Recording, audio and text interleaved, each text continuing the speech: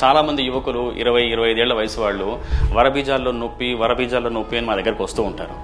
ఎంతకాలంగా అంటే చాలా కాలంగా ఉందని అంటూ ఉంటారు. ఎగ్జామిన్ చేసినప్పుడు వరబీజాల్లో మాకు ఎలాంటి ప్రాబ్లం కనపడదు. దాని సైజు కానీ షేప్ కానీ అక్కడ ఏమైనా ఇతరత్ర గడ్డలు కానీ మాకేం కనపడవు. అడిగితే ఎప్పుడో తెలియకుండా బైక్ మీద వెళ్తున్నప్పుడు ఏదో అదిరినట్టుగా, ఎవరో చిన్న పిల్లవాడిని ఎత్తుకున్నప్పుడు వాడు కాలు తన్నినట్టుగా అలా చిన్న చిన్న హిస్టరీ చెప్తుంటారు. బట్ దానివల్ల ఇంత పెద్ద ప్రాబ్లం వస్తుందా అంటే లేదు. సో దీనికి ముఖ్యమైన కారణం ఏంటి? క్రానిక్ ఆర్కియాలజియా అంటే దీర్ఘకాలికంగా వరబీజాల్లో నొప్పి అనేది ఒక సమస్య. అది ప్రాణాంతకం కాదు, కానీ పేషెంట్ ఎప్పటికీ ఇబ్బంది పెడుతూ ఉంటుంది.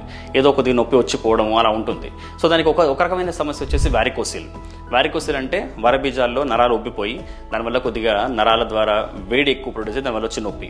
అది కాకుండా ఫైలేరియల్ ఇన్ఫెక్షన్, ఇలా కాకుండా వాళ్ళకి ఏమైనా యూరినరీ సమస్యలున్నా, యూరిన్ ఫ్లో సరిగ్గా లేకపోయినా, యూరిన్లో ఇన్ఫెక్షన్ కూడా వాళ్ళకి ఇలాంటి బీజాల నొప్పులు అవి వస్తుంటాయి.